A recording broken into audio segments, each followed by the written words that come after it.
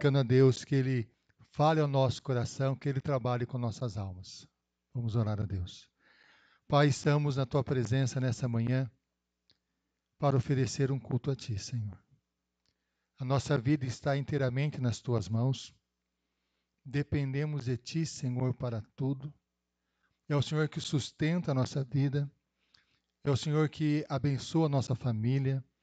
É o Senhor que está nos dando um dia tão bonito, tão maravilhoso. É o Senhor que sustenta a nossa vida. Pai, nós pedimos em nome de Jesus, conduza-nos nesse culto de adoração a Ti. Que a nossa mente, o nosso coração, a nossa alma estejam totalmente voltados a Ti, para que possamos Te adorar em espírito e em verdade. Conduza-nos nessa adoração. É o que suplicamos, é o que clamamos, no nome de Jesus. Amém. Vamos abrir a palavra de Deus lá no Salmo 42. Salmo 42 fala de um anseio, uma necessidade, uma carência que todos nós temos. Aliás, todo ser humano tem, quer reconheça, quer não. Salmo 42, a partir do primeiro versículo, diz assim: Como suspira a corça pelas correntes das águas, assim por ti, ó Deus, suspira a minha alma. A minha alma tem sede de Deus, do Deus vivo. Quando irei e me verei perante a face de Deus? O salmista, nessas palavras, ele indica que da mesma forma que uma corça sente a necessidade da água, nós temos a necessidade de Deus, o que ele afirma. E ele fala no versículo 4, a minha alma tem sede de Deus, do Deus vivo. Quando irei e me verei perante a face de Deus? Nós estamos agora na face de Deus, na presença dEle, para oferecer um culto a Ele. Nós vamos ter mais uma palavra de oração, né? Vou pedir que o nosso irmão Boiago nos dirija a Deus em oração, né? Nossa irmã Marisa nos dirige a Deus em oração.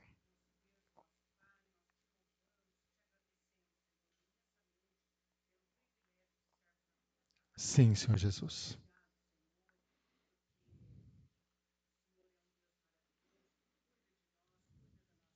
Amém, Senhor Jesus.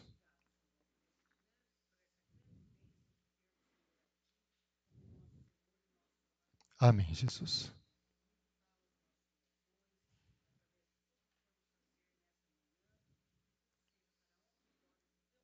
Amém. Amém. Amém. Vamos então nos colocar em pé e vamos estar louvando a Deus por tudo que Ele tem feito, por todas as bênçãos que Ele tem dado em nossa vida.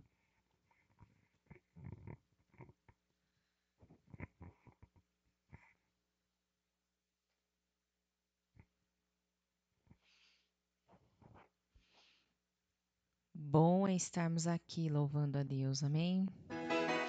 Que realmente nós possamos ter no nosso coração esse desejo de estarmos juntos louvando ao Senhor. Amor, essa tá desligada.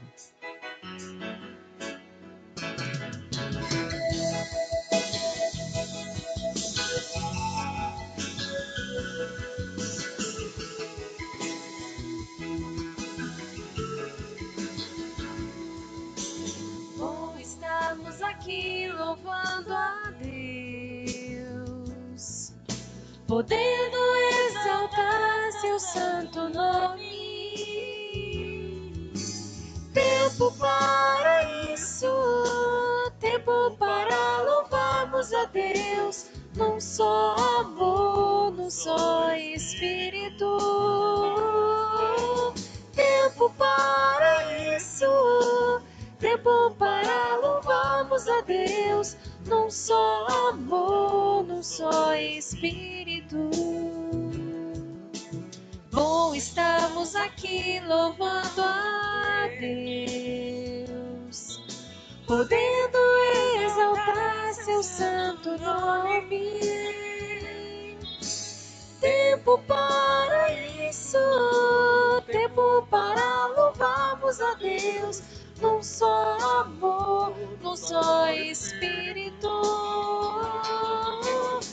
tempo para isso, tempo para louvarmos a Deus, num só amor, num só Espírito. Deus venha nos abençoar e que essa união nunca falte para nós. Deus venha nos abençoar e que essa união nunca falte para nós. Amém. Que Deus possa abençoar a nossa vida, a nossa família, né? Nós estamos no mês da família. Que realmente Deus seja presente nas nossas casas, abençoando cada um dos membros dela. Amém? Nós vamos continuar louvando e o próximo cântico é uma oração. É uma oração que Deus fala para você, que o cuidado, o descanso é dele, que a gente possa sentir realmente que ele está cuidando de todas as coisas, porque o trabalho é do Senhor. Amém?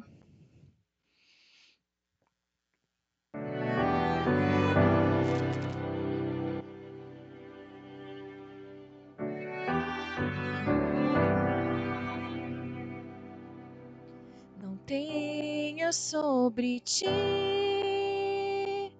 um só cuidado, qualquer que seja,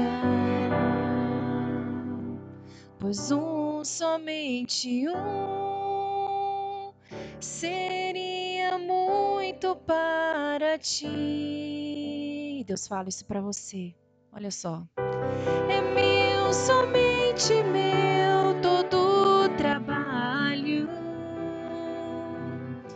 E o teu trabalho é descansar em mim. É meu, somente meu, todo o trabalho. E o teu trabalho é descansar em mim.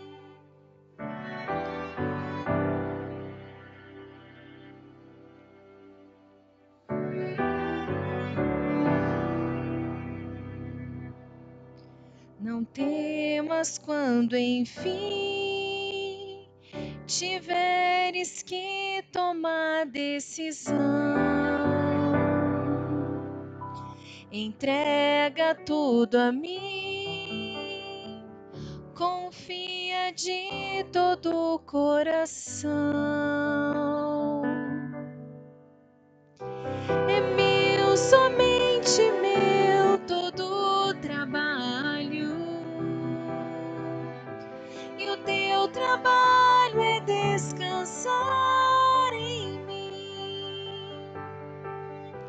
É meu, somente meu, todo o trabalho.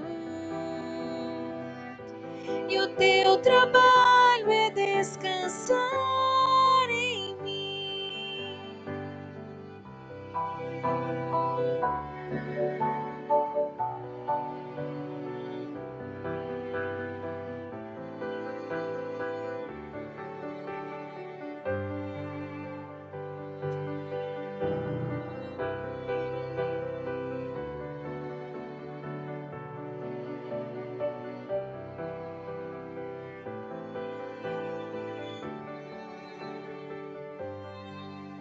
Mais uma vez, vamos declarar. É meu, somente meu, todo o trabalho. E o teu trabalho é descansar em mim. É meu, somente meu, todo o trabalho. E o teu trabalho é descansar em mim. Às vezes é difícil, mas que realmente nós possamos saber que o Senhor está no controle de tudo. Amém? E nós vamos continuar louvando a esse Deus que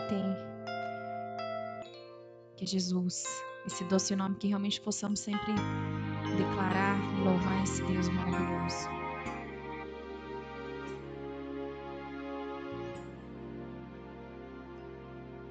Só de ouvir tua voz de sentir teu amor, só de pronunciar o teu nome. Os meus medos se vão, minha dor, meu sofrer. Hoje paz tu inundas meu ser. Só de ouvir tua voz, de sentir teu amor, só de pronunciar o teu nome. Os meus medos se vão, minha dor, meu sofrer. Hoje paz tu inundas meu ser. Jesus,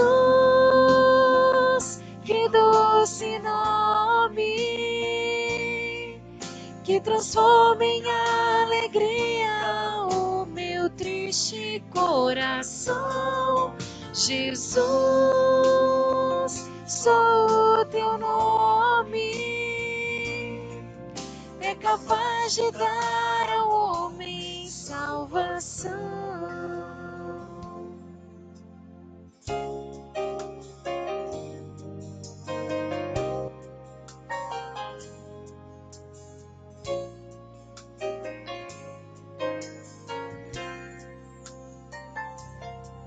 Só de ouvir tua voz, de sentir teu amor, só de pronunciar o teu nome.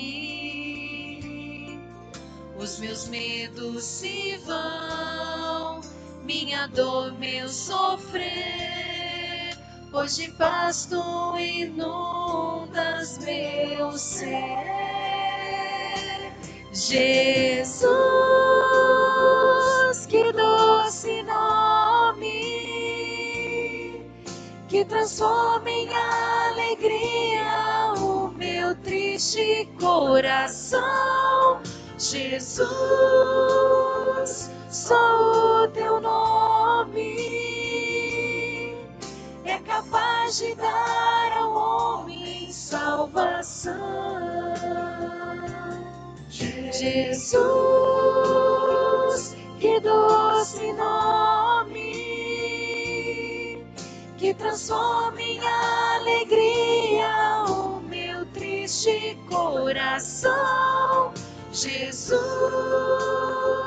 só o teu nome é capaz de dar ao homem salvação. É capaz de dar ao homem salvação.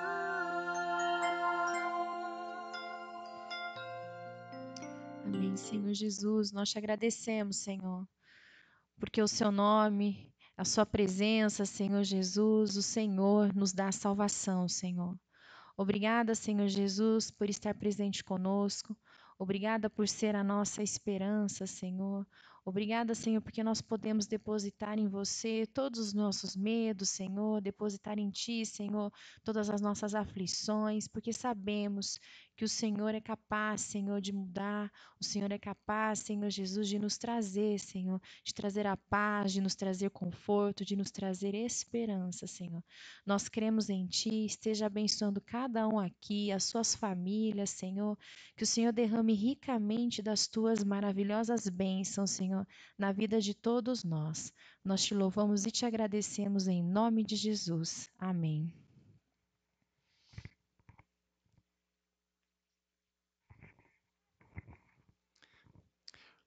Podemos estar nos assentando.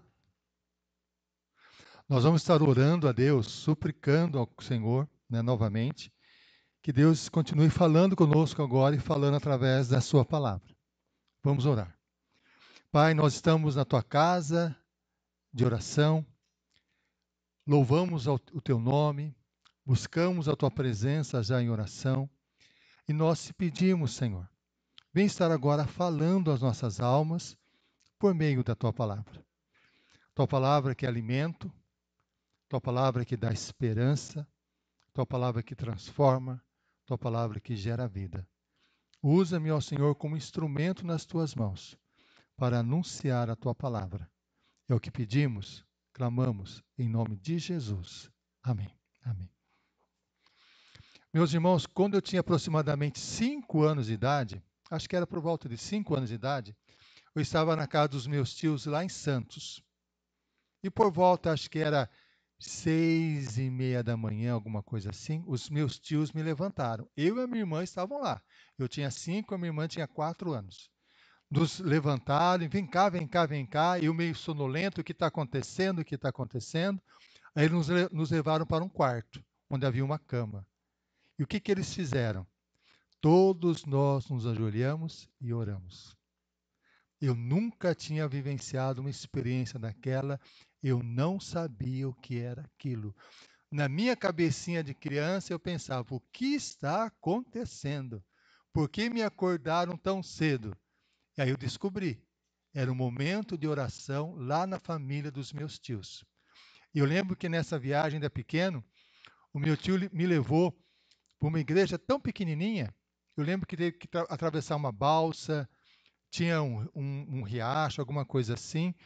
Eu entrei na igreja assim, eu acho que as paredes eram ainda de tijolos, sem rebocar.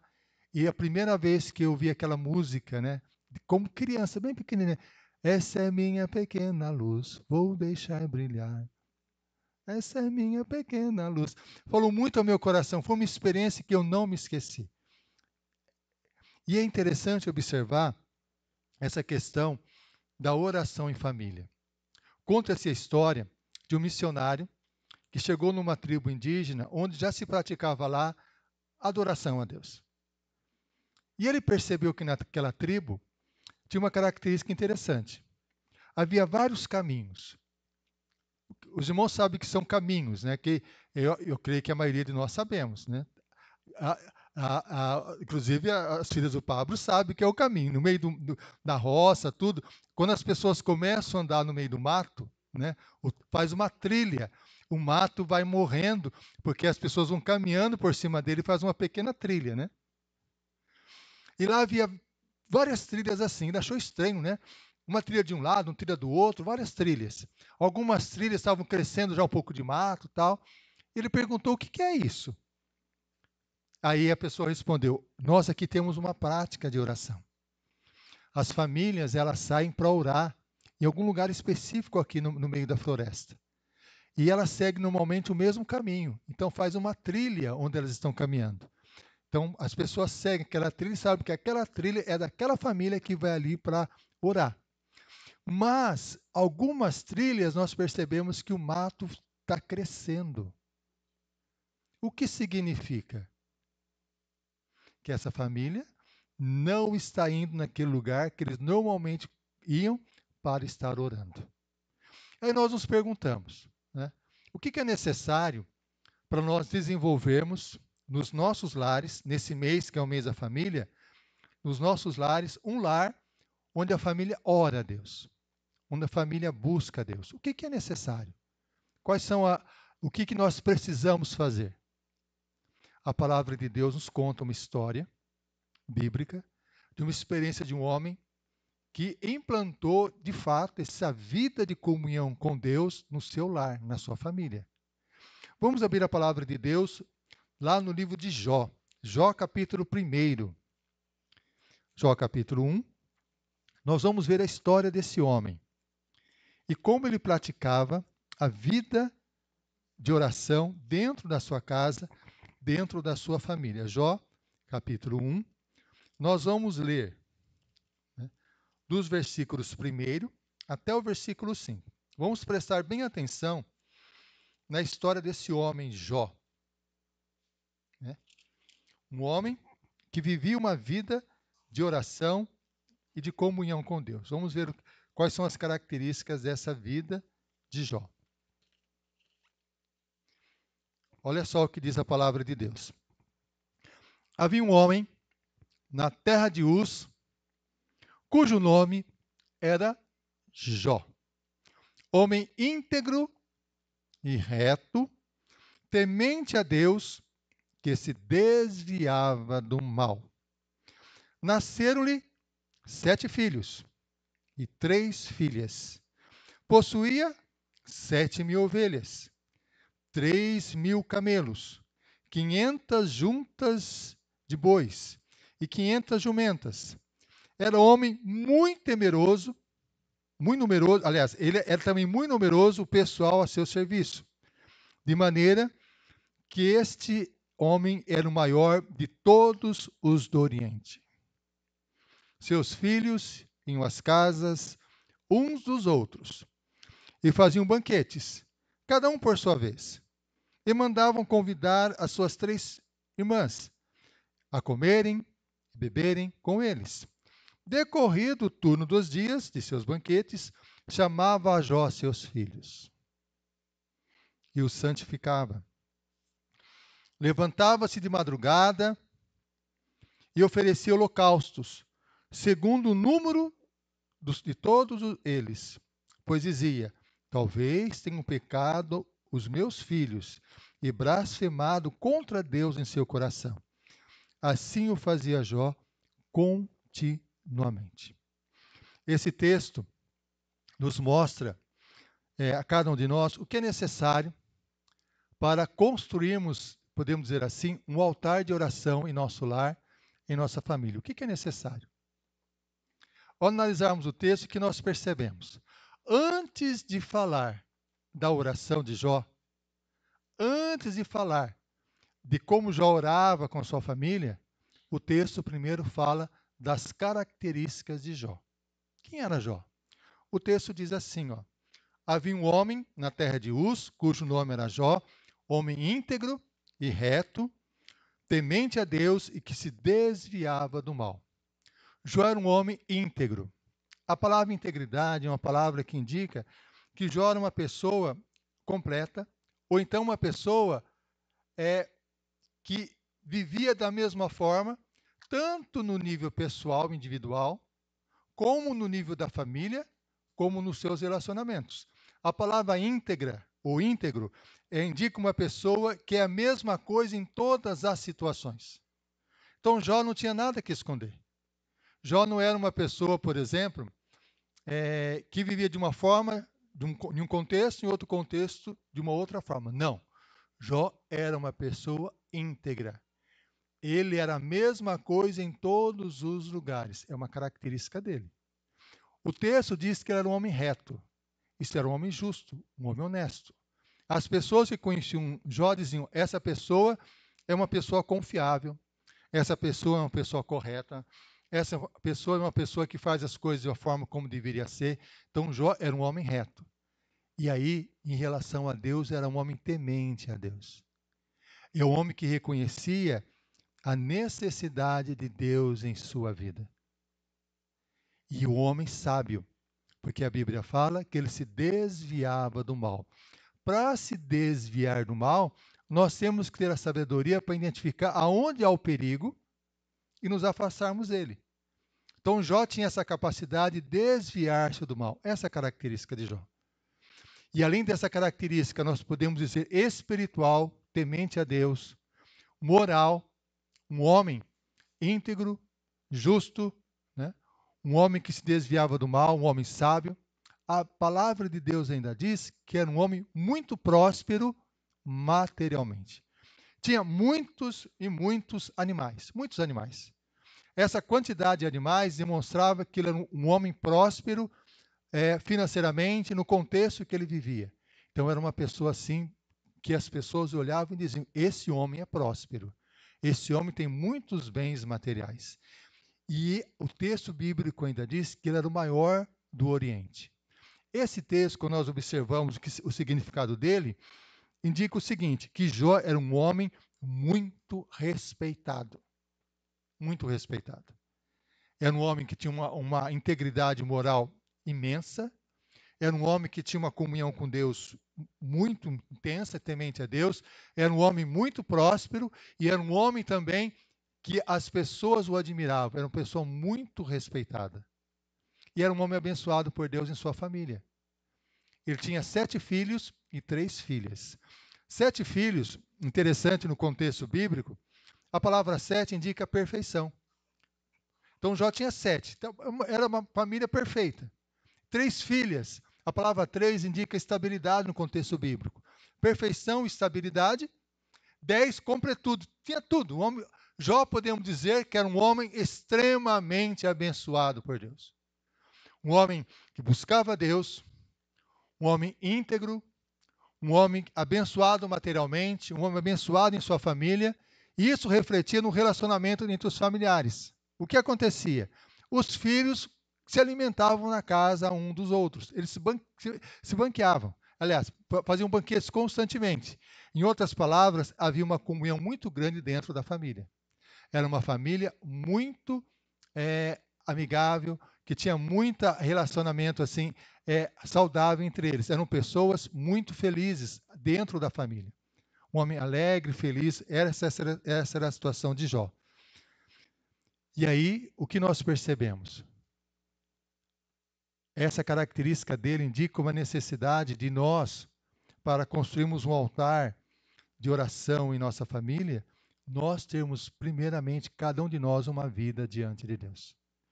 Nós não podemos pedir que os nossos familiares estejam na presença de Deus se nós não estivermos. Nós não podemos pedir que a nossa família esteja adorando a Deus se nós não estivermos adorando. É essencial para termos uma família em cujo altar de Deus e oração, que todos nós possamos ser pessoas que busquem a Deus constantemente. Nós precisamos ter uma vida íntegra de oração, de comunhão com Deus. Essa é a primeira situação. E aí nós vemos a prática de Jó em relação aos seus filhos. O que ele fazia?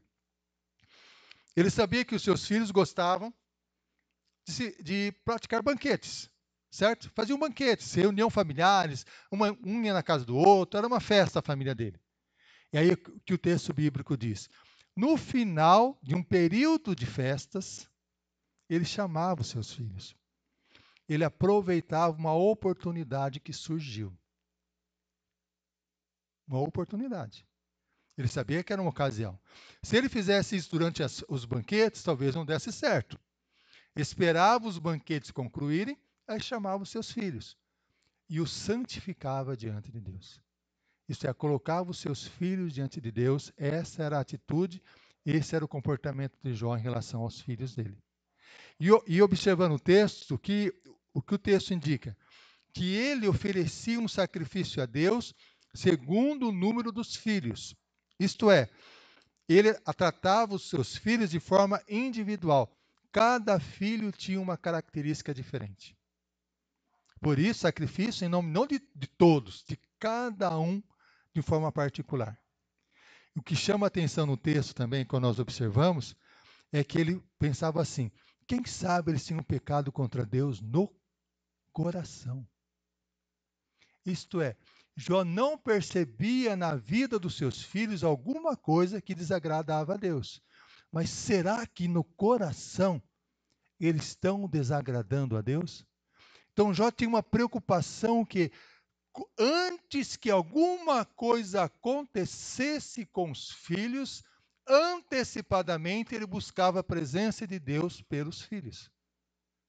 Por isso o altar de oração na família de Jó era um altar caracterizado por Jó como exemplo de comunhão com Deus, por Jó como uma pessoa que aproveitava as oportunidades para santificar os filhos, orar com os filhos e orar pelos filhos individualmente e considerando ainda qualquer situação de perigo ou ameaça para os seus filhos. Essa é a característica de Jó. E quando nós olhamos para Jó, meus irmãos, naturalmente nós pensamos: eu não sou igual a Jó. Porque eu não tenho essas qualidades que Jó tem. Jó tem qualidades extremamente admiráveis. Por mais que nós olhemos para a nossa vida e pensemos: olha, não, eu sou uma pessoa íntegra. Se nós analisarmos lá no íntimo do nosso coração, nós vamos pensar o seguinte: não é bem assim. Eu sei que eu faço algumas coisas que eu não deveria fazer. Se nós pensarmos e olharmos para Jó como homem temente a Deus, podemos até dizer: peraí, eu sou temente a Deus, mas eu acho que eu tenho minhas dificuldades. Quando nós olhamos para Jó, aproveitando as oportunidades para falar de Cristo com seus filhos, fala, às vezes eu não aproveito essas oportunidades. Quando nós pensamos em Jó orando individualmente pelos filhos, nós pensamos, eu acho que talvez eu não faça isso como deveria. Quando olhamos para Jó, nós percebemos o quê? Que nós temos falhas, que nós temos dificuldades. Meus irmãos, esse meu tio que eu comentei, que nos chamava, quando eu era pequenininho, 5, acho que eu tinha 5, minha irmã 4, nos chamava para orar. Quando ele visitava meus pais, normalmente ele lia a Bíblia e orava. Eu era criança e acompanhava isso. Um dia ele fez isso, eu estava animado, que bom. Terminou, eu vi a família falando assim, entre segredo. Que bobeira que ele está fazendo. Para que serve isso? Eu era criança e eu ouvi. No meu coração de criança eu pensei, por que eles falaram isso se estava conversando sobre Deus? Por que Deus, para eles, começou a perder a importância? O que aconteceu? Os irmãos se lembram, quem é mais experiente, se lembra. Eu não sei se todo mundo se lembra. Nas casas antigas, principalmente as casas católicas, normalmente eles tinham um lugar chamado oratório. Os irmãos sabem o que é oratório? O que é oratório? As casas tinham, antigas, eu lembro que na casa da minha tia tinha. Esse oratório ficava em diversos lugares. Na casa da minha tia, logo na entrada, tinha assim na parede, dentro da parede, incrustado assim, uma santa de vidro, né, que ali indicava o quê? É um lugar que se preocupa com a vida espiritual. Dentro da casa, normalmente na sala, no armário principal da casa, era uma cômoda, colocava-se o oratório em cima, que era uma peça de madeira, que as pessoas abriam e tinham santos ali dentro para que as pessoas oferecessem as suas orações. Aí era assim o oratório. Se os irmãos já devem ter visto filmes antigos que tem esse oratório, ou já foram em alguns lugares que tinha esse tipo de oratório. E muitas vezes tinha também nos quartos, os lugares em que tinha numa cômoda, em cima tinha um oratório, certo? O tempo passou. Nas igrejas, entre os protestantes, havia uma prática diferente. Não havia oratório com a questão dos santos, mas tinha uma Bíblia aberta sobre uma espécie de um lugar, uma espécie de que tinha uma espécie de um objeto assim, que é a Bíblia aberta, e um texto da Bíblia. Às vezes a Bíblia ficava em cima da mesa da sala, ou em cima da estante. É o que aconteceu. E o que ocorreu? O que aconteceu? Vamos pensar no passar do tempo. As famílias tinham um oratório. Isso é o foco no nosso lar, quando vem dificuldades, quando passamos por situação, é lembrar que nós precisamos buscar a Deus. Tinha isso, essa prática. E o tempo passou. Aí surgiu o rádio. A família ficava na sala, tinha um oratório, agora chegou o rádio. O rádio tinha que ter um lugar para poder ouvir bem o rádio. Não é assim? O que nós vamos fazer com esse oratório? Já sei. Vamos colocar esse oratório dentro de um quarto. Aí vamos colocar o rádio ali. E a família se assentava e começava a ouvir o rádio. Aí começou a surgir palavras interessantes. A palavra distração. A palavra distrair significa separar, é romper e separar. Hoje a palavra distração significa desviar o foco. Desvia o foco. Distração é desviar o foco. Certo? E aí surgiu uma palavra mais interessante com o passar do tempo, entretenimento. Entretenimento significa desviar o foco e permanecer desviado de uma ação de prazer. Entretenimento é manter o foco em algo que não envolve preocupação, momento de prazer. Entretenimento. Então o rádio se tornou um momento de entretenimento. ouvia assim notícias. Quem ia questionar notícias, né? Que ia acontecer na cidade, no mundo inteiro, as pessoas ao redor do rádio ali ouvindo o rádio. O oratório agora estava no quarto, certo? Mas aí os rádios, que eram caros, começaram a ser menores. Começou a levar alguns rádios para o quarto. E o que faz com o oratório? Vamos colocar então dentro de um guarda-roupa. Né? Ou então vamos dar um jeito nele, né? Porque o espaço não está acomodando. Tinha louça dentro do oratório. E o tempo foi passando. Aí chegou uma situação que no lugar do rádio veio a televisão. Tira o rádio e põe a televisão no lugar que antes era o lugar do oratório. E aí, nos quartos, que o oratório estava dentro do guarda-roupa e tudo mais, agora vai ter dificuldade de lidar com ele, né? Que vamos colocar prato dentro. Vamos desfazer desse oratório. Eu sei de um lugar que tem aí vende, não consegue nem vender. Vamos jogar num lugar que joga fora, tal, porque não serve mais. E aí, as TVs ficaram baratas, começou a ter TVs nos quartos, não é assim? Aí foi trocando, diversão e entretenimento.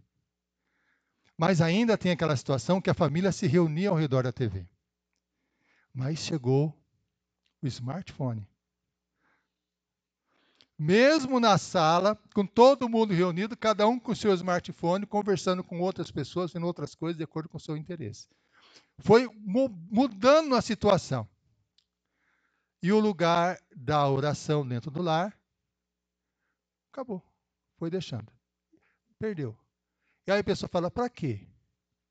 Para que serve? Qual é a função? Por que isso ocorre? E é triste. Porque às vezes dentro do quarto do filho a pessoa chega lá e encontra uma corda. E às vezes não sabe o porquê. Não é? Hoje se fala muito de como que o cérebro é prejudicado por esse excesso de entretenimento. Porque o nosso cérebro precisa processar informações. Você recebe uma informação e começa a pensar sobre ela. Se você é bombardeado por informações sem conseguir pensar sobre ela, seu cérebro não consegue descansar. Você fica em estado de alerta total. Aí as pessoas pensam, por que será que está aumentando o número de ansiedade de pessoas ansiosas no século XXI? De uma forma assustadora depois do smartphone. Por quê? E o altar da oração? Acabou. Aquela experiência do meu tio lá que fez a oração, as pessoas ridicularizaram. Hoje, se você fala assim, vamos orar antes da refeição, as pessoas falam o quê? Para quê? Não estou entendendo. Qual o motivo disso? Isso não serve para nada. Vamos orar para sair de casa? Para quê? Nós estamos atrasados. Vamos orar no carro? Para quê? Então, foi perdendo com o passar do tempo a questão da oração. E quando olhamos para a vida de Jó, o que percebemos? Ele fazia isso continuamente. Ele buscava a presença de Deus continuamente. Qual o segredo de Jó? Era um homem especial, um homem perfeito, um homem que nós podemos dizer que nós jamais podemos nos comparar a ele? Meus irmãos, o segredo de Jó não estava na sua capacidade, porque Jó era pecador como nós somos. O segredo de Jó é que ele oferecia sacrifícios a Deus. O segredo de Jó é que ele reconhecia que era um pecador. Não há nenhuma possibilidade de mudança em nossa vida sem o reconhecimento que nós somos pecadores. Nenhuma mudança. Não adianta nós dizermos, eu sou perfeito. Perfeito não somos, nós somos pecadores. Jó, quando oferecia sacrifícios a Deus, era um reconhecimento claro, eu sou pecador. E o meu pecado é tão grave que merece a morte. Então, um animal, quando era sacrificado, um animal, no meu lugar. Porque eu sou um pecador. E o fato de Jó depender desse sacrifício, oferecer sacrifícios a Deus, a graça de Deus operava na vida de Jó para que Jó fosse um homem temente a Deus, um homem íntegro e um homem justo. O resultado da vida ética de Jó, da vida de comunhão com Jó, é ele reconhecer que era pecador e buscava a presença de Deus. Nenhum de nós aqui é perfeito. Mas quando nós reconhecemos que somos pecadores e buscamos a Deus como Jó buscava, esse buscar a Deus, reconhecendo que somos pecadores, transforma a nossa vida. Porque para reconhecer que somos pecadores, nós temos que perceber que a nossa forma de viver não é correta. Tem que ser alterada, tem que ser mudada. Caso contrário, não há nenhuma alteração. Então Jó tinha essa característica, ele reconhecia que era pecador, por isso oferecia sacrifícios a Deus. Aí nós pensamos, então Jó era uma pessoa maravilhosa, uma pessoa com uma comunhão tão grande com Deus, nunca vai passar por problemas. Não é? É o que nós podemos pensar. Mas Jó foi, na palavra de Deus, a pessoa que mais sofreu na Bíblia. Depois de Cristo foi Jó. Jó perdeu toda a sua família em um único dia. Perdeu todos os filhos e filhas. Jó perdeu todos os seus bens materiais. Jó perdeu a própria saúde. E aí? Cadê o homem que buscava a Deus? Cadê o homem que era temente a Deus, que oferecia sacrifícios a Deus? Por que esse sofrimento? Inclusive, o nome de Jó é interessante. O nome de Jó significa onde está o pai? Tem dois significados. Um é onde está o pai. Por que Jó teve esse nome? Será que ele não teve pai? Ou será que esse nome está relacionado a onde está Deus, porque não me ajuda? Quando nós lemos o livro de Jó, nós podemos dizer que esse nome se aplica ao que aconteceu com ele. Porque todo o livro de Jó ele começa a questionar, Deus, por que eu estou sofrendo? Se eu oferecia sacrifícios, se eu era pecador, e como pecador eu dependia da tua graça, da tua misericórdia, o fato de eu ter uma vida que as pessoas admiravam era o resultado da tua graça comigo, por que eu estou sofrendo? Não tem lógica, não consigo entender. E Jó questionava Deus em todo o livro o motivo do sofrimento dele. Cadê o pai? Cadê o meu pai? Por que o meu pai não me ajuda? Por que o meu pai não me socorre? Por que o meu pai não cuida de mim? Porque a palavra pai lembra aquele que cuida, aquele que sustenta. Nós já passamos por situações assim, muitas vezes nós passamos também, não é? Como Jó, nós perguntamos, cadê o pai? Cadê Deus que não me ajuda? Cadê Deus que não me socorre? Cadê Deus que não estende a mão? Por que Deus permite esse sofrimento sobre a minha vida? Jó tinha essa questão. E o nome também dele tem um outro significado. Algumas traduções dizem que o nome de Jó significa perseguido. Como assim perseguido? Porque o texto bíblico mostra que os amigos de Jó que chegaram para ajudá-lo no momento de dor e tristeza, falavam o seguinte para Jó, Jó, você está sofrendo por causa dos seus pecados. Você é um sem vergonha, por isso está sofrendo. E Jó ficava assim, mas como? Todos nós somos pecadores. Se nós formos nos colocar diante de Deus, quem é puro? Ninguém é puro. Como vocês podem dizer que é por causa dos meus pecados que eu estou sofrendo tanto? Jó sofria com a dor também dessas acusações que as outras pessoas faziam para ele. Que às vezes nós também podemos fazer ao nosso coração. Que pecado que eu cometi para Deus promover esse sofrimento na minha vida? O que foi que eu fiz de errado? Onde que eu desviei o percurso? Por que Deus fez isso? O livro de Jó é um livro que nos chama a verificar esses questionamentos. Um homem íntegro, justo, temente a Deus, que se desviava do mal, próspero, que orava pelos filhos, oferecia sacrifício pelos filhos. Um homem que reconhecia que era pecador, por isso oferecia sacrifícios. Um homem que Deus permitiu que viesse sobre a vida dele um sofrimento inimaginável. A tal ponto que a própria esposa chegou a dizer para ele, amaldiçoa o teu Deus e morre, porque o que você está sofrendo é muita coisa. Em outras palavras, desista. Deus não vai te socorrer. Mas Jó não fez isso. Jó continuava questionando, por quê, por quê, por quê? E no final Deus falou com ele. Deus falou o seguinte para ele, Jó, é duro, Jó, onde você estava quando eu coloquei as estrelas no firmamento? Jó, Onde você estava quando eu criei todo o universo? Onde você estava, Jó? Em outras palavras, Deus falou o seguinte para Jó: Jó, eu sei todas as coisas. O seu conhecimento, Jó, é limitado.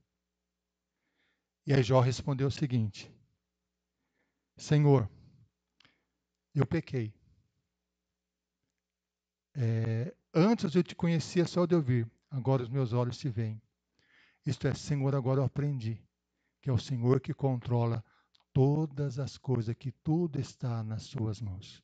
Mas eu pergunto para os irmãos, no livro de Jó, o livro de Jó começa com o texto do diabo questionando a Deus, porque Jó era um homem temente a Deus. Se Deus permitisse que Jó viesse passar por sofrimento, Jó amaldiçoaria a Deus. Texto mais ou menos assim. Deus sabia da fidelidade de Jó? Claro que Deus sabia. Quem não sabia era Jó, da grandiosidade de Deus. Por mais que Jó conhecesse a Deus, Deus estava convidando Jó para ter uma experiência mais profunda com Deus, para uma transformação mais intensa com Deus. E o que acontece no final da história? Deus restaura tudo que Jó perdeu.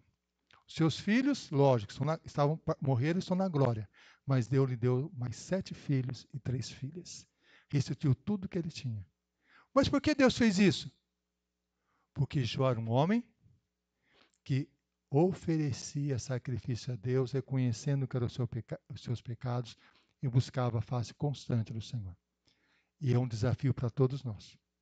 Quando lemos o livro de Jó, nós somos convidados por Deus a construirmos um altar de oração em nosso lar, em nossa família.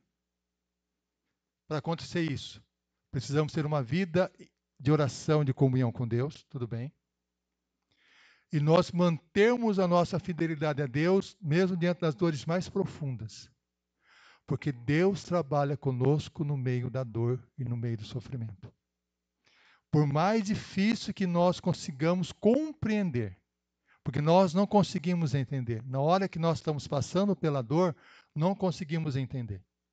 E nós podemos questionar Deus como Jó questionou? Claro que podemos. Temos liberdade para fazer isso. Mas questionar e orando, questionando e orando, questionando e orando. Enquanto isso, Deus trabalha com o nosso coração, trabalha com a nossa vida e Deus restaura. Foi o que aconteceu com a vida de Jó. Deus nos chama nessa manhã a construirmos um altar de oração em nosso lar. Aonde está o lugar da Bíblia em casa? Né? A Bíblia, às vezes a Bíblia sumiu. É um mistério. Às vezes a Bíblia antes ficava aberta, né?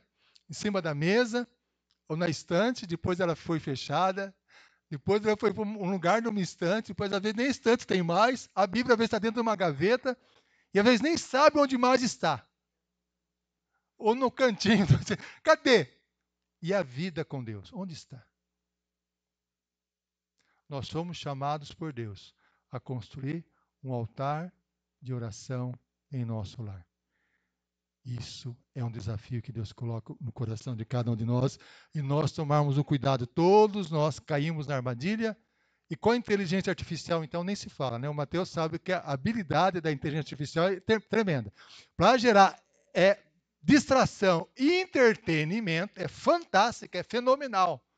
Porque quando ela te joga algo não apenas para satisfazer a sua curiosidade, ela te leva para algo para te prender você. Cai nas algemas e você não sabe por que está acontecendo. Quando eu falo isso, eu falo para os irmãos que é algo que acontece com os irmãos e o desafio comigo também. Com todos nós temos esse desafio. Nenhum de nós somos perfeitos. Por isso dependemos da graça e da misericórdia de Deus. Oferecer sacrifícios a Deus continuamente. O texto bíblico fala que Jó levantava de madrugada. Não é? Isto é, ele tirava a noite de sono. Algum sacrifício vai ter que ter. Nós não conseguiremos construir um altar de oração em nosso lar se não houver um sacrifício. Esquece. Mantendo a vida da forma que está, não vai construir o altar. Alguma coisa vai ter que abrir mão. Alguma coisa vai ter que renunciar para construir o altar de oração. Ou sono, que nem Jó acordou mais cedo, diminuir alguma coisa vai ter que acontecer, senão não vai construir o altar de oração. Não vai conseguir. Por isso que Jesus fala, se alguém quer vir após mim, a si mesmo se negue, tome a sua cruz, siga-me. Tem que haver renúncia. Isso é um desafio para nós. E tem que ser continuamente.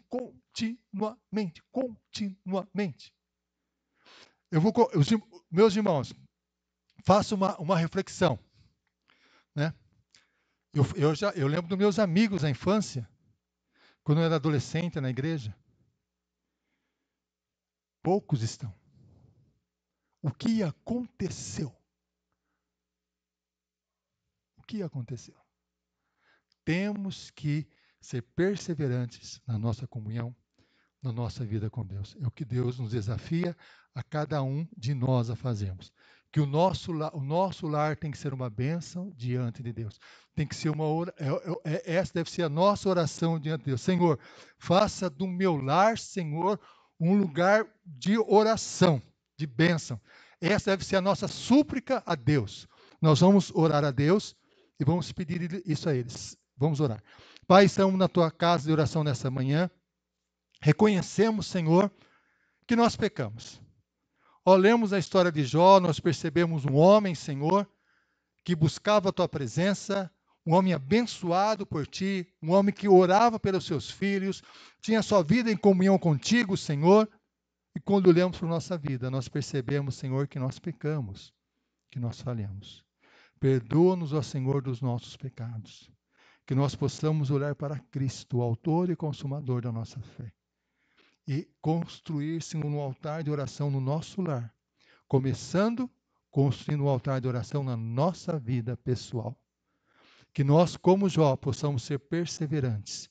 Que como Jó, nós possamos acordar de madrugada, isto é, fazer um sacrifício, o que for necessário, para termos uma vida na Tua presença. É o que nós pedimos, Senhor, é o que suplicamos em nome de Jesus, porque queremos, Senhor, que o nosso lar seja um lar, Senhor, abençoado por Ti. É o que nós suplicamos em nome de Jesus. Amém. Amém. Nós vamos louvar a Deus com um canto que fala sobre isso.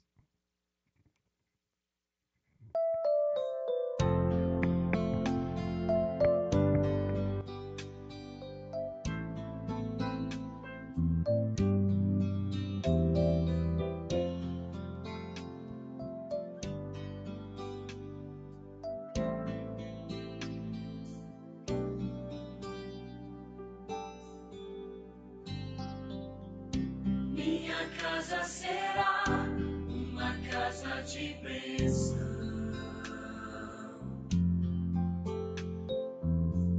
Minha casa será um pedaço do céu.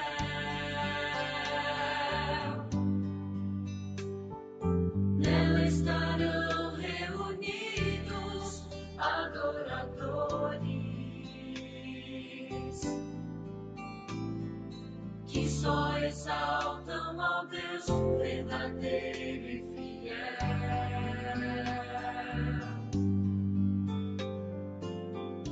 Minha casa será reconhecida como um lugar de milagres e oração.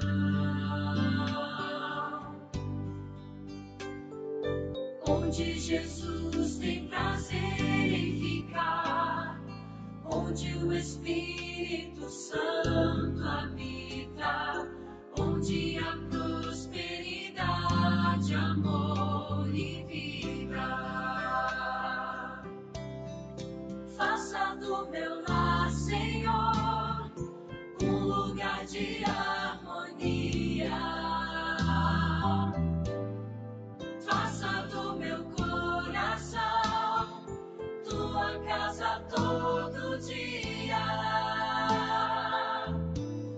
Esteja à vontade pra ficar e nunca mais partir. Pois a casa que um dia te receber nunca mais saberá viver.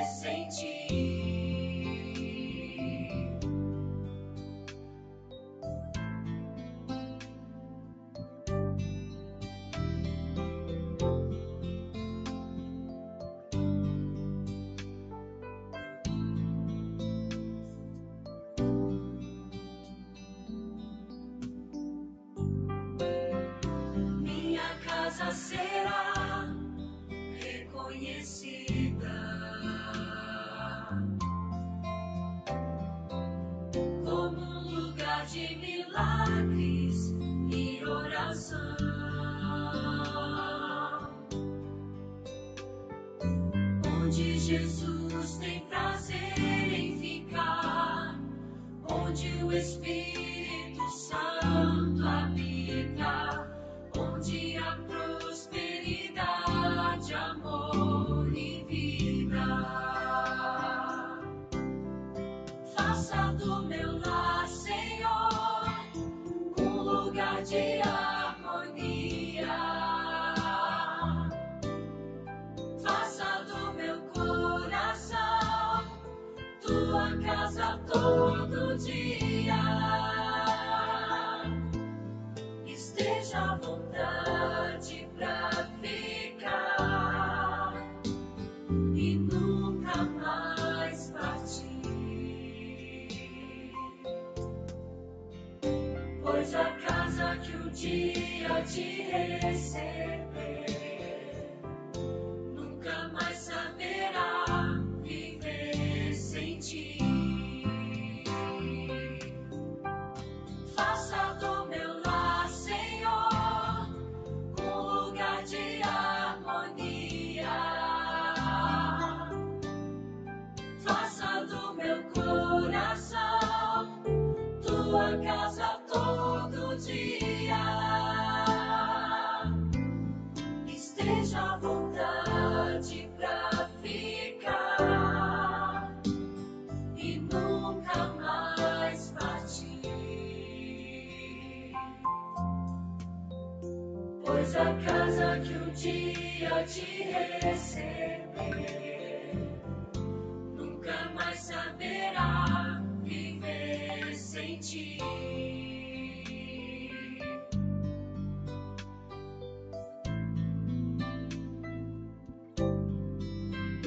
Pois a casa que um dia te receber nunca mais saberá viver sem ti.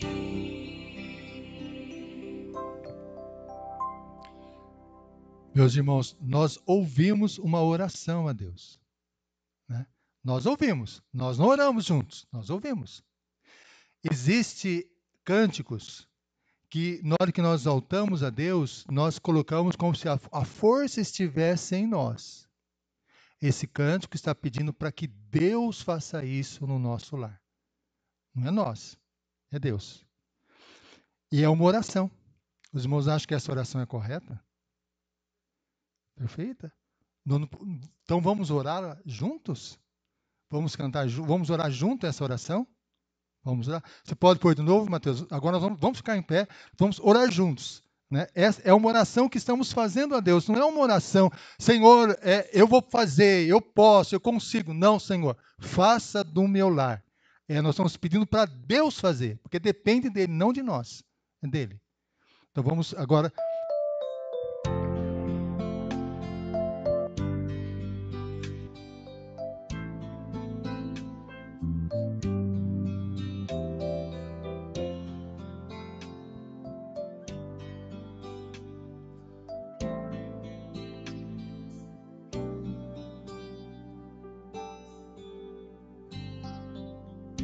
Minha casa será uma casa de bênção.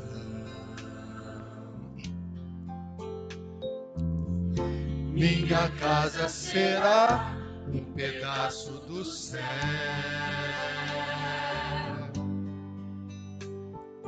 Nela estarão reunidos adoradores Que só exaltam meu Deus verdadeiro e fiel.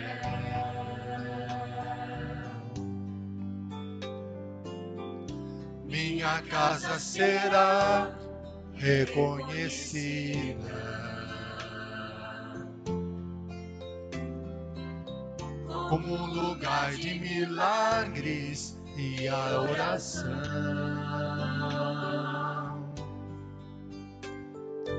onde Jesus tem prazer em ficar, onde o Espírito Santo habita, onde há prosperidade, amor e vida. Faça do meu lar, Senhor, um lugar de harmonia. Faça do meu coração tua casa todo dia. Esteja à vontade pra ficar e nunca mais partir. Pois a casa que um dia te receber nunca mais saberá viver sem ti.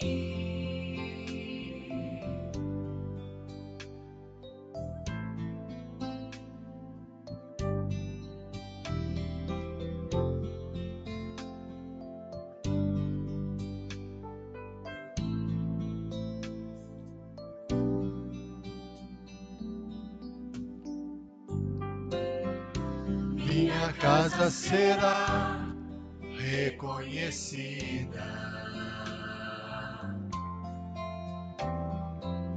Como um lugar de milagres e oração,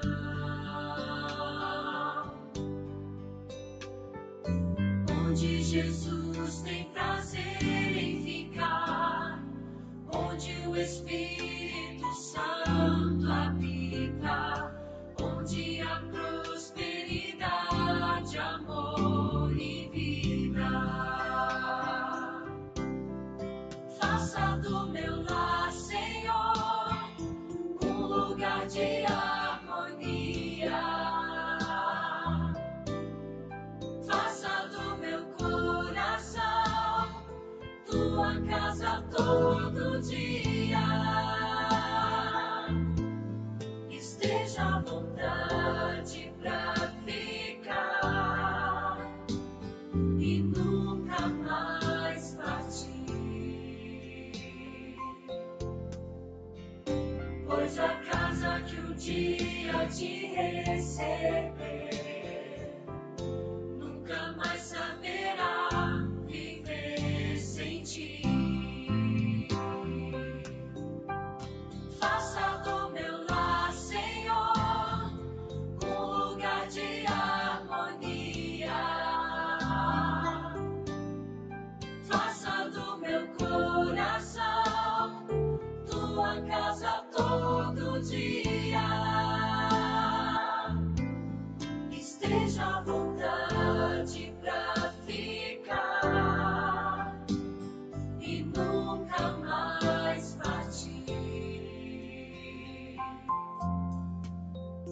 Pois a casa que um dia te receber nunca mais saberá viver sem ti.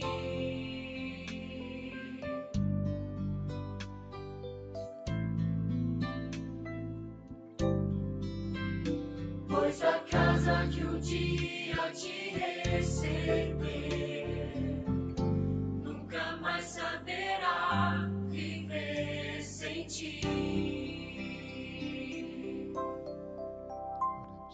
Oremos. Eu acho que os irmãos devem se lembrar de alguns lares que os irmãos foram. Eu lembrei do lar da minha avó, né? Que lia a Bíblia, orava, né? É algo assim que mexe muito com o nosso coração quando volta para a família que nós conhecemos, que tinha aquela comunhão com Deus. Você chegava ali, sentia a presença de Deus em todos os lugares. O nosso lar tem que ser assim. Oremos. Pai, nós suplicamos em nome de Jesus que o Senhor opere nos nossos lares, Senhor, para que o nosso lar seja um lar realmente revestido pela Tua graça, pelo Teu poder, pela Tua presença, Senhor. Faça, Senhor, do nosso coração um altar a Ti e faça do nosso lar um altar a Ti também, Senhor. E é o que nós pedimos em nome de Jesus. Amém. Que a graça do nosso Senhor e Salvador Jesus Cristo, o amor de Deus, o nosso Pai, a comunhão e a consolação do Espírito Santo, esteja com cada um de nós, esteja com todos os nossos familiares e com todo o povo de Deus, para todos sempre. Amém. Amém.